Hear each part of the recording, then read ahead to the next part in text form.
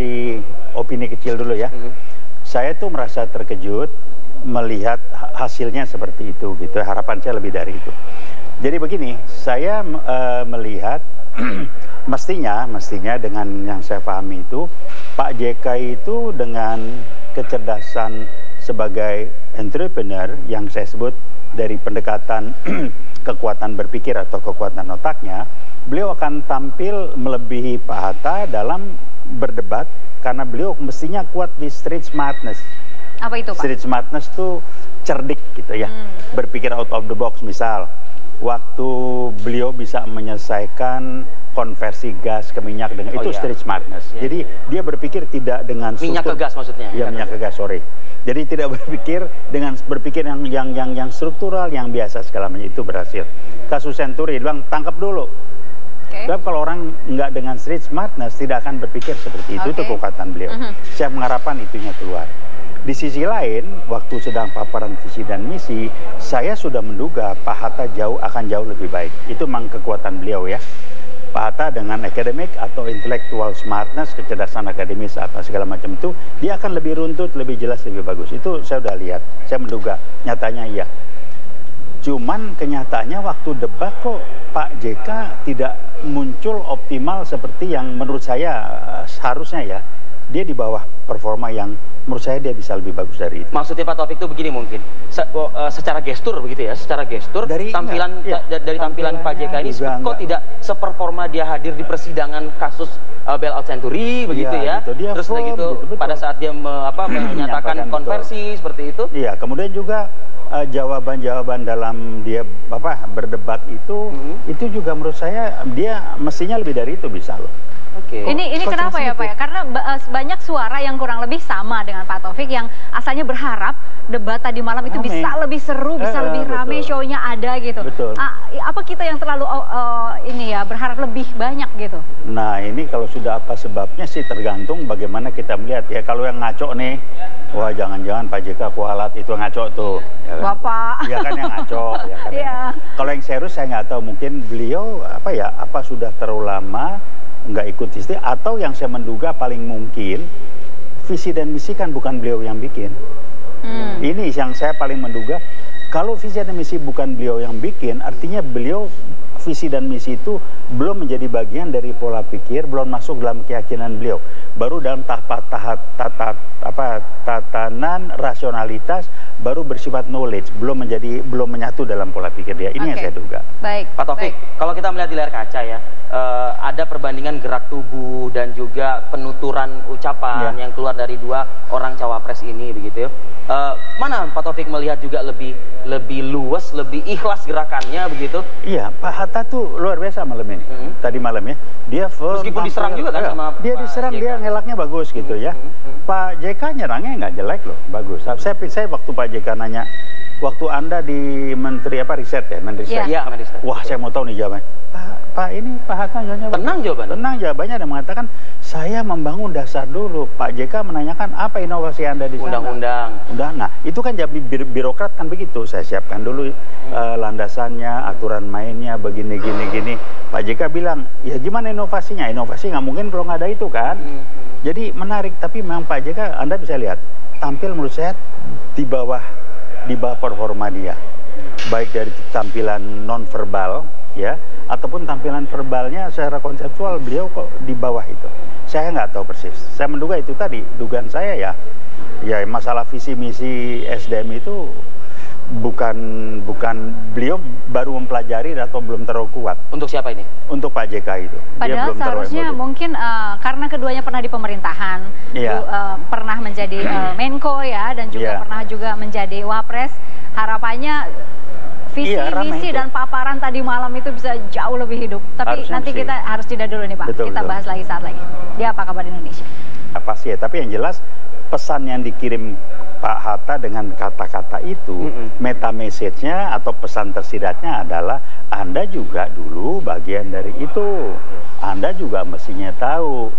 Jadi itu sama juga ya, kalau bahasa Betawinya, ya lu kan juga tahu, jangan nanya macam-macam lah, kira-kira gitu. Itu dia tahun 2001 sampai dengan 2004 kan pernah menjadi pembantu presiden. Itu. Jadi pesannya itu ya jangan nanya itu, lo kan Jakarta, Anda kan juga tahu, gitu. Kira-kira itu pesan saya nangkepnya. Jadi mereka berdua ini seperti tahu sama tahu gitu, sama Pak? tahu. Bapak betul. Melihat ada sesuatu yang ditahan-tahan oleh keduanya nggak? Enggak, tapi memang Pak JK nggak lepas ada beban atau apa ya. Kalau Pak Hatta dari nonverbalnya firm, yakin, ini segala macam. Kedua, saya makan dari sisi konseptual ya, beliau memang kuat kan dengan academic smartness-nya itu.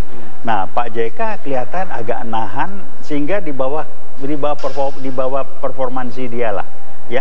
Itu yang saya bilang ada beban, tampilan apa ya, nonverbalnya juga tidak firm seperti biasanya. Sehingga dia performanya ya bukan Pak JK. Maka pertanyaan saya, ada apa gitu. Ya itu Pak, seperti ada kartu-kartu yang dipegang atau apa sih? Ini mungkin yang bisa menjawab hanya Pak JK sendiri Pak mungkin JK, ya. Tetapi kita Bapak melihat bahwa tidak lepas. Tidak lepas, dia di bawah performanya. Oke. Mungkinkah pengaruh dari kalimat yang sering juga keluar dari mulut Hatta Rajasa dengan kalimat yang berbunyi seperti ini? Setiap ada penjelasan dari Pak JK, kemudian dikanter lagi oleh Hatta Rajasa dengan kalimat saya masih kurang puas. Saya masih kurang bisa sependapat. Saya masih kurang itu begitu. Iya, saya nangkep ya. Pak Hatta tuh nanya sesuatu yang dia tahu mengarahkan Pak JK harus menjawab seperti apa. Pak JK tahu dia diarahkan. Jadi Pak Hatta ini mancing Pak JK sebetulnya. Iya, mengarahkan lah gitu ya. Pak JK berusaha menghindar. Jadi sama-sama tahu. Nah, Pak Hatta sepertinya ngirim pesan.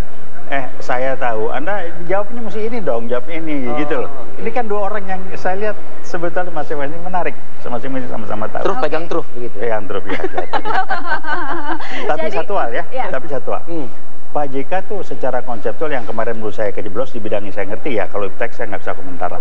Tapi di bidang pengembangan sumber daya manusia, Pak JK secara konseptual itu keliru berat. Waktu dia mengatakan revolusi mental, itu kan revolusi mental bukan ide beliau loh. Ini buat saya, kalau saya melihat ini buat Pak JK barangkali berat ya, karena revolusi mental bukan ide dia satu. Kemudian karena bukan ide dia dan juga timnya belum memberikan masukan yang pas, secara konseptual Pak JK keliru memahami revolusi mental. Ini kebetulan bidang saya, sehingga saya bisa mengatakan mengembangkan sumber daya manusia kan ada dua gitu ya. Yang pertama mengembangkan kemampuan pengetahuan dengan sekolah, knowledge dan lain sebagainya, yang disebut dengan explicit knowledge. Yang satu merubah tampilan perilaku, jadi dia pinter tapi kualitasnya kayak apa. Nah, revolusi mental ini bicara yang kedua, soft skill. Nah, tetapi Pak JK karena tidak menguasai, dia menganggap ini sama aja, karena beliau mengatakan, wah nanti kan pengembangan kualitas sumber daya manusia itu waktu pelajaran sejarah, ya kasih juga dong. Nggak bisa begitu, metodologi, proses pendekatannya itu berbeda sama sekali. Itu kelihatan betul beliau nggak menguasai. Ada negara yang pernah berhasil untuk revolusi mental dan berapa tahun Pak? Persis yang saya pernah tahu, waktu itu kalau nggak salah Korea Selatan, saya pernah ke sana waktu itu. Korea Selatan tahun 70-an, 73 waktu pendapatan per kapita kurang lebih sama dengan kita, berapa ratus apa itu, Korea itu mencanangkan yang disebut dengan to build a new Korea gitu. Korea atau Korean, membangun itu. Yang dilakukan apa? Itu perilaku orangnya dibongkar habis, pendidikannya memang dibenahin, dia harus sejalan ini, pendidikan sekolahnya dibenahin benar-benar, tapi ada program gerakan, kayak gerakan keluarga berencana. Dia bukan pendidikan formal di sekolah, bukan. Nah, yang membuat itu berhasil kan itu jadi gerakan, diyakini, dan presidennya saya lupa waktu itu siapa, tapi leadership presidennya kuat betul, dan itu dikerasi. Maka Korea menjadi bangsa yang begitu kompetitif. Nah, waktu saya ke sana, apa yang terjadi? Mereka salah satunya menggunakan isu ketidaksukaan mereka sama Jepang menjadi ujung tombak. Jadi misalkan waktu saya ke pabrik mobil di Daewoo itu, saya nggak tahu ngomong apa, ada satu buruh apa itu lah karyawan dimarah-marahin gitu. Saya tanya sama penerjemah, ngapain dia diomel-omelin dan ngomel apa dia? Anda tahu katanya, Pak maaf dia ngomelnya begini, ini orang nggak benar. Anda ini kerja males kayak Jepang, Anda bayangin. Terus saya bilang, buset kalau Jepang dibilang malas, kita gitu. Nah, dia merubah itu tuh. Itu revolusi mental. Kalau pakai istilah itu saya nggak gitu suka ya. Transformasi berpikir lah, transformasi perilaku. Tapi nah Pak JK nggak nguasain, mungkin timnya pun nggak menguasai. Yang melontarkan ide revolusi mental Ya susah, ini kebetulan bidang saya, jadi saya bisa ngomong banyak gitu ya. Ini bukan pendidikan formal, revisi mental tuh nggak bisa dengan di ruangan kelas, nggak bisa. Baik, Pak Taufik. Ini ronde keberapa? Keempat. Masih ada ronde? Terakhir.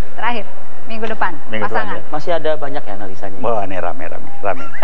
Tapi yang banyak pertanyaan yang muncul ya dari debat semalam ya. Termasuk saya juga surprise, saya juga terkejut. Kok Pak JK cuma segitu ya? Pak Hatta di luar ekspektasi saya loh. Meyakinkan gitu. Kok cuma segini Pak JK? Jadi banyak yang kecewa juga ya berarti ya? Mestinya kalau ngerti, kalau kita mau jujur lah ya, kok Pak JK cuma segini gitu ya. Padahal sebelumnya kan coba, beliau jam terbang diminta ngebenahin terlibat di Rohingya ya. Itu kan karena punya konsep. Saya percaya kalau tidak beliau konversi itu, salah lagi gue ya, minyak sama gas itu. Itu nggak akan kejadian. Poso. Itu kan spektakuler. Baik. Nggak keluar di sini. Kalau Pak Taufik melihat Pak Taufik sebagai capresnya begitu, yang ikut menyaksikan jalannya debat tadi malam, puas tidak sebagai capres? Enggak lah. Punya pasangan yang seperti itu kira-kira? Kecewa aja kok cuman segitu ya gitu. Karena selama ini kan kalau berdua dengan Pak Jokowi, beliau kan lebih leading ya. Kelihatan sehingga saya kalau guyon, wah mesti nomor satunya Pak JK nih gitu kan. Kok di sini mestinya dia nunjukkan kelebihan, kok cuman segitu, itu aja. Sayang. Baik Pak Taufik. Kita ingin langsung melihat yang kelima sebetulnya ya, tapi harus sabar nunggu seminggu dulu. Boleh. Inilah ujian bulan Ramadan ya, sabar. Menjaga hawa nafsu berarti. Baik, Pak Taufik Godin, jaga kesehatan. Kami masih butuh analisa-analisa dari Anda, Pak Taufik. Terima kasih sudah hadir ya Pak Taufik Indonesia. Selamat pagi. Baik. Terima kasih.